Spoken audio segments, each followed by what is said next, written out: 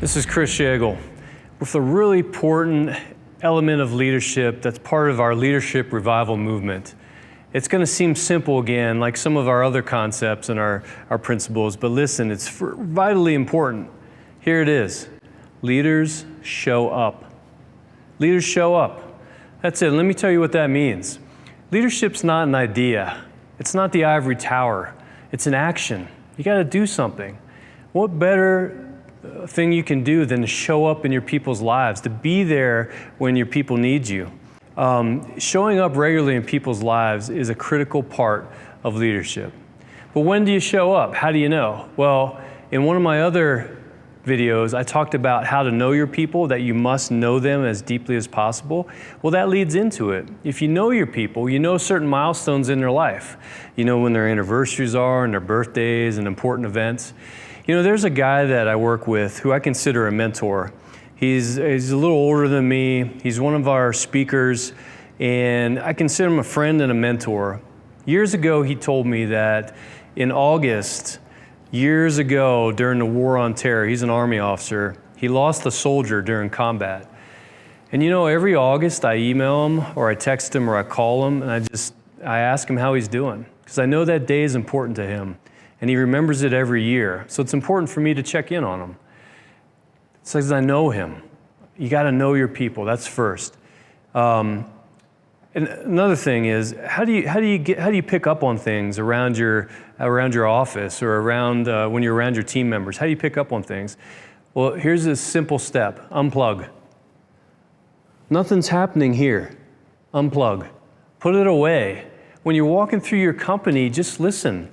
Greet people, smile, tune in to conversation. Man, there is plenty of time for you to sit back in your office and get on your phone and write all those emails, or you might have somebody to do it for you. Unplug, man. Listen to people. Be aware of your surroundings. You know that sometimes you're at the grocery store or you're in an elevator. If you would just look at the people's faces standing next to you, you could pick up that they're having a bad day. And maybe you can give them a word of encouragement. But the first thing you got to do is be aware. You know, the Bible says in the book of Proverbs that any enterprise is built by wise planning, becomes strong through common sense, and profits wonderfully by keeping abreast of the facts. Is leadership an enterprise? Absolutely. Does keeping abreast of the facts benefit your leadership enterprise? 100%. Know what's going on. Here's another tip. Pop in from time to time. Pop in, meaning text your people, call them. If you're back in the office, go see them, go to their cubicle, take them out for lunch. Just pop in. But listen, here's the key. Don't have an agenda. You're not popping in to check on the project they're working on. You're not popping in to see how their sales are going that month. You just show up. Hey, Jose, how you doing? You mind if I have a seat? Cool? Sit down. Have a conversation. Don't have an agenda. Be interested in them as a person, as one of your team members. You never expect some of the things that you're going to learn about them, some of the things they'll reveal to you, just in that genuine conversation. So pop in from time to time. Now, once you've gathered information, you have milestones, you gather information about what's going on in their lives. Sometimes you need to validate things. What do I mean by that? Well, if you see someone in your team that has like a look on their face that doesn't look normal, like something's bothering them, you might want to go a little bit deeper. You remember Moses from the Bible? God showed up in the burning bush to tell him to lead the people to the promised land. You know what Exodus says about that phenomenon?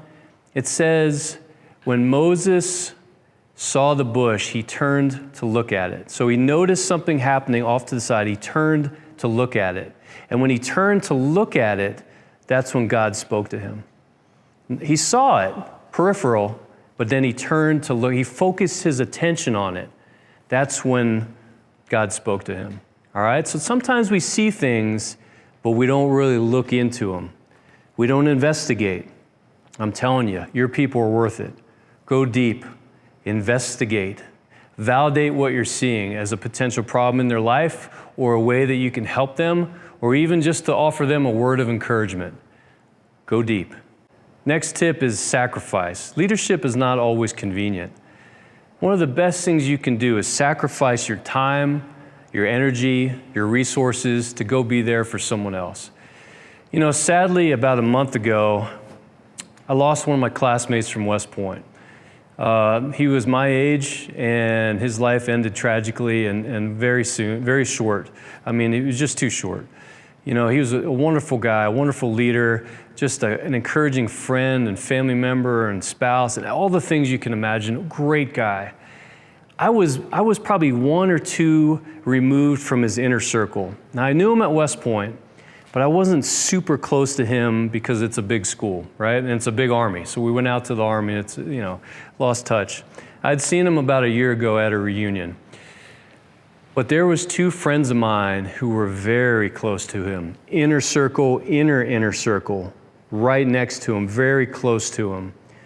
You know, I booked a ticket and I flew out and I went to that funeral. First of all, out of respect for him, but second of all, because I wanted to be there for my friends. I wanted to be there as a shoulder to cry on or as a consoling ear. I wanted to be there for them. I showed up.